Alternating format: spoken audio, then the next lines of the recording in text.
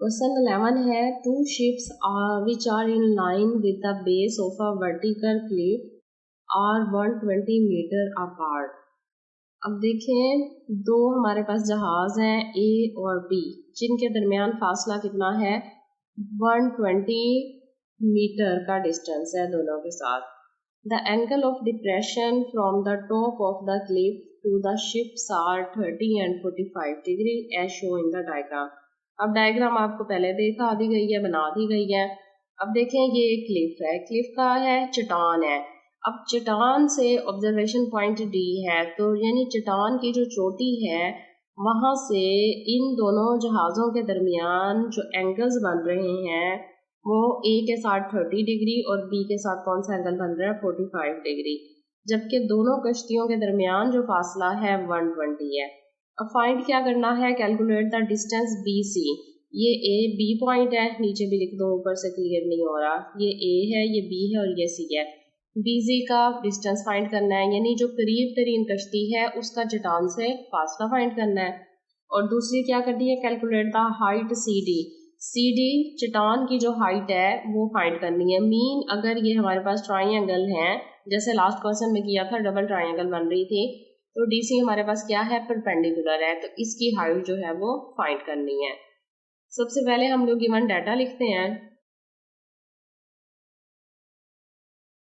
सबसे पहले दिया हुआ है from the given diagram let BC, BC को लेट करते हैं कि एक्स के इक्वल है। From the given diagram let किया BC इक्वल टू एक्स, यानी यहाँ से मैं दोबारा क्लियर करके लिख देती हूँ।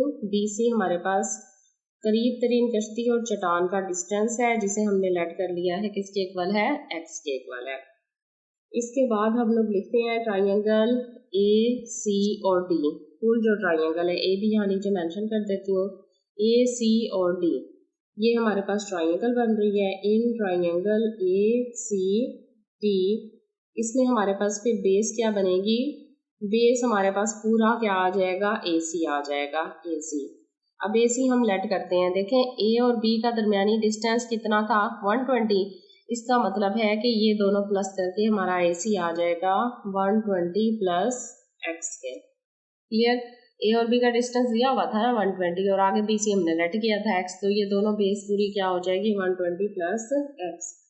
अब हम लोग सबसे पहले, अब ये एंगल जो है एलिवेशन जो है 30 है, तो दूसरा एंगल भी अल्टरनेट एंगल्स एक ही लाइन के इक्वल होते हैं ना। अगर ये 30 है तो देखें यहाँ पर भी जो एंगल बनेगा वो कौन सा होगा 30 डिग्री। ये 45 है तो यहाँ भी 45 का एंगल। तो पहले हम ACD ट्राइंगल लेते हैं, ट्राइंगल ACD। इसमें tan थीटा इक्वल टू आ जाएगा परपेंडिकुलर क्या है मेजरमेंट CD और बेस क्या है मेजरमेंट, फुल बेस क्या थी BC, तो tan आ जाएगा 30, tan 30 इक्वल टू CD हमारे पास नहीं है, फाइंड आउट करना है CD, क्लिफ की जो हाइट है वो फाइंड करनी है, जबकि BC हमारे पास BC टोटल डिस्टेंस था ना, यहाँ पर हमने BC नहीं करना था AC करना था, फुल ट्राइंगल ले रहे हैं AC। तो AC हमने क्या किया था 120 प्लस एक्स, लिहाजा ये आ जाएगा 120 प्लस एक्स। अब सबसे पहले क्या किया, tan 30 की वैल्यू निकाली, तो tan 30 हमारे पास आ रहा है 0.5774। अभी हमने लास्ट क्वेश्चन में भी ये वैल्यू फाइंड आउट की है। CD हम लोगों ने फाइंड करना है, जबकि 120 प्लस एक्स हमारे पास बेस है, ये डिवाइड हो रही है, इस तरफ आके मल्टीप्लाई हो जाएगी, 5774 से मल्टीप्लाई होगा 120 प्लस एक्स इक्वल टू आ जाएगा मेजरमेंट CD के। अब देखें 120 प्लस एक्स इन दोनों के साथ tan की वैल्यू मल्टीप्लाई हो रही है, तो 0.5774 को 120 से मल्टीप्लाई करें तो ये आ रहा है 69.288 प्लस एक्स के साथ किया तो यही आ जाएगा 0.5774 एक्स इक्वल टू CD।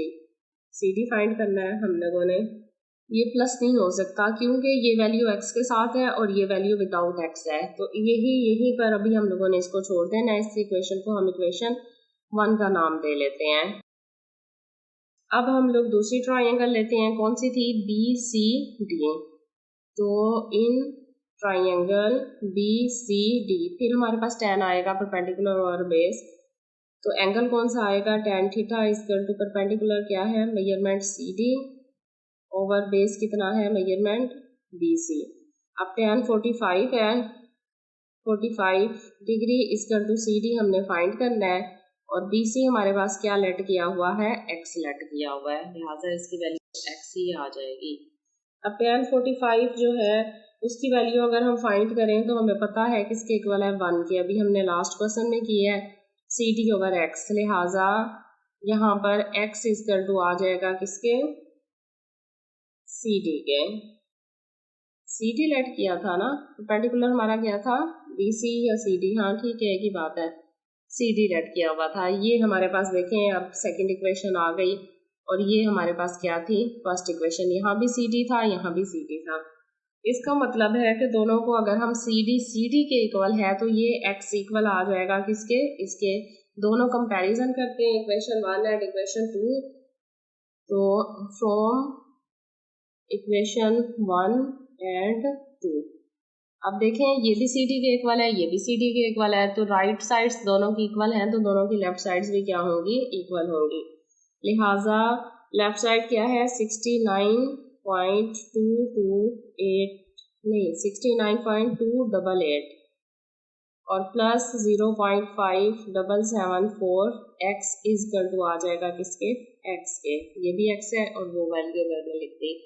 अब देखें ये वैल्यू x की है, यहाँ भी 1x है। ये जो है x की वैल्यू दूसरी तरफ जाएगी तो माइनस हो जाएगी। तो 69.288 इक्वल आएगा x माइनस x में से ये वैल्यू माइनस हो जाएगी 5774x।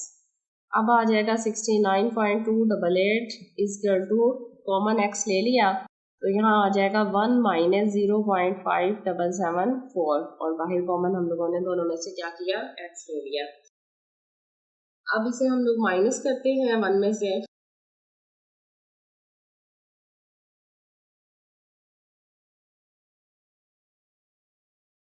देखें 1 से माइनस करने से हमारे पास इसको वैसे उतार लेना है 69.288। तो 1 में से 0.5774 माइनस करेंगे तो ये आ जाएगा 0.4226x। अब x के साथ ये वैल्यू मल्टीप्लाई हो रही है तो इस तरफ आएगी तो डिवाइड हो जाएगी, लिहाजा 69.288 डिवाइड करें 0.4226 है तो हमारे पास x आ जाएगा। लिहाजा x का आंसर आ रहा है 163.95। तो ये हमारे पास क्या आया है? ये हमारे पास BC यानी चट्टान का फासला आ गया है BC। तो BC इक्वल टू आ गया हमारे पास 163.95 मीटर। तो CD की हाइट कितनी है? 163.95 मीटर है। इसका मतलब है DC। अभी हम लोगों ने पीछे किया था ना, ये देखें x इक्वल टू क्या है? CD। हम लोगों ने क्या फाइंड आउट करना था? x फाइंड आउट करना था ना। तो x इक्वल टू CD, इसका मतलब है कि दोनों का डिस्टेंस जो है वो सेम आ रहा है।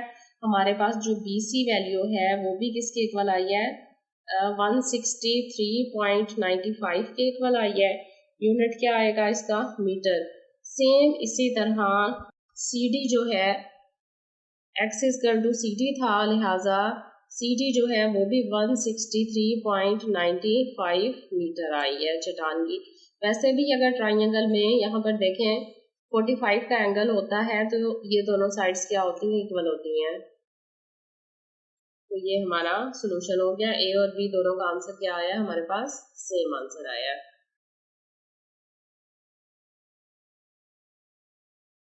क्वेश्चन नंबर 12 लास्ट क्वेश्चन है हमारे पास 7.5 का। तो डायग्राम के साथ समझे पहले इसको। Suppose that we are standing on a bridge.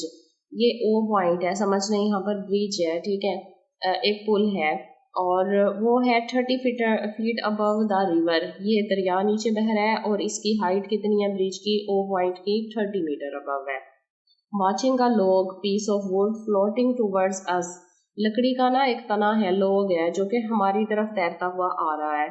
अब if the angle with the horizontal to the front of the log, ये जो फ्रंट ऑफ द लॉग है इसके साथ एंगल बन रहा है 16.7 डिग्री का, जबकि जो दूसरा ही साइड है, बैक साइड है, उसके साथ एंगल कितना बना रहा है 14 डिग्री का। How long is the log, हमने ये लॉग का डिस्टेंस फाइंड करना है, यानी लेंथ फाइंड करनी है कि तना कितना लंबा है, लकड़ी का जो टुकड़ा तैरता हुआ हमारे पास आ रहा है उसकी लेंथ कितनी है। तो सबसे पहले हम लोग डाटा लिखते हैं from the given diagram. The distance from the log front to the log to the bridge at river level is x.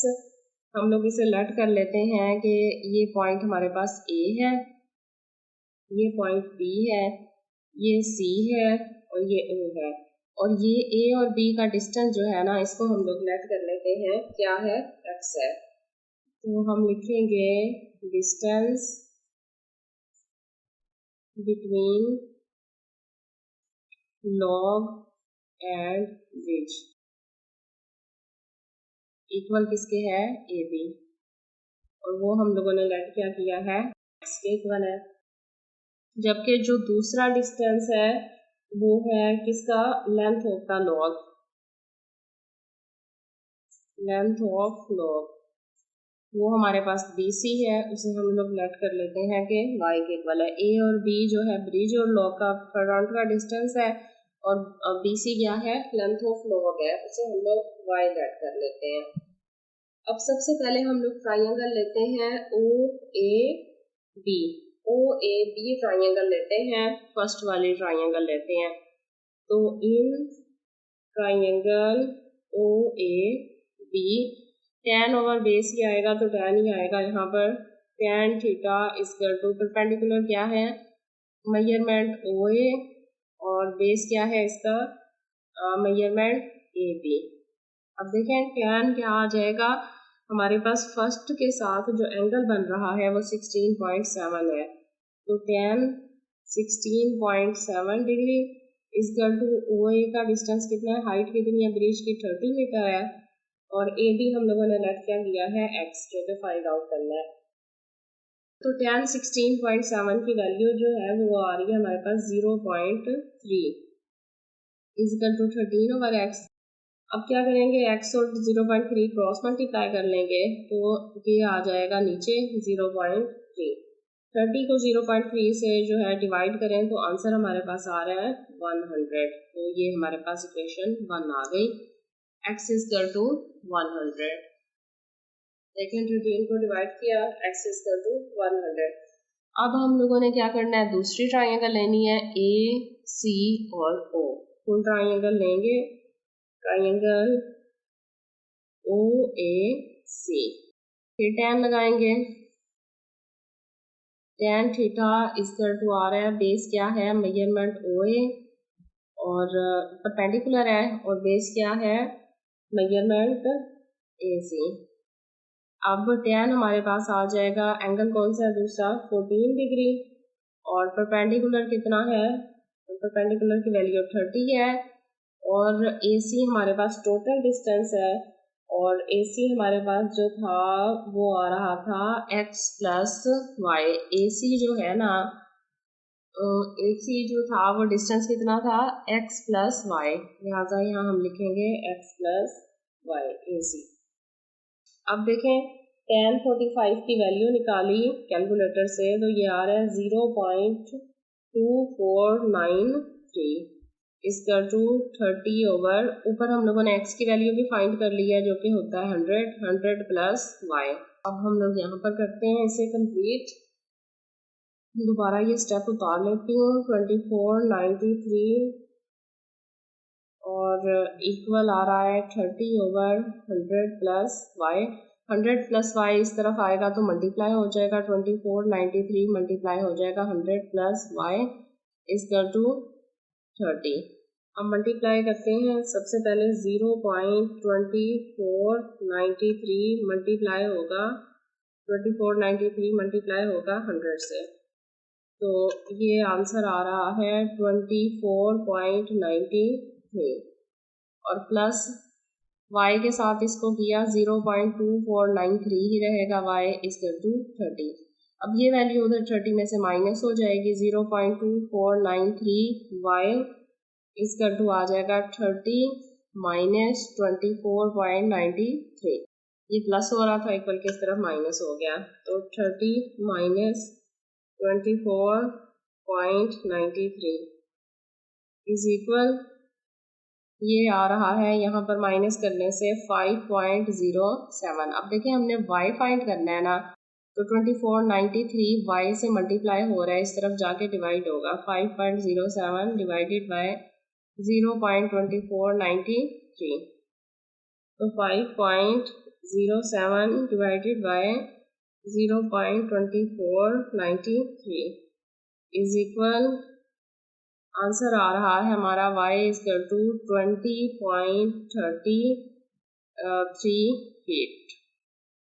ये क्या है हमारे पास, लेंथ ऑफ लॉग है जी। x हमारे पास क्या वैल्यू आ रही थी, x हमारे पास 100 आ रहा था a और b का डिस्टेंस, जबकि हम लोगों ने फाइंड आउट क्या करना था, लेंथ ऑफ लॉग फाइंड करनी थी, जो कि आ रहे हैं y के, और y क्या है 20.33 फीट। ये आंसर है हमारा। इसके साथ हमारी एक्सरसाइज कंप्लीट हो गई 7.5।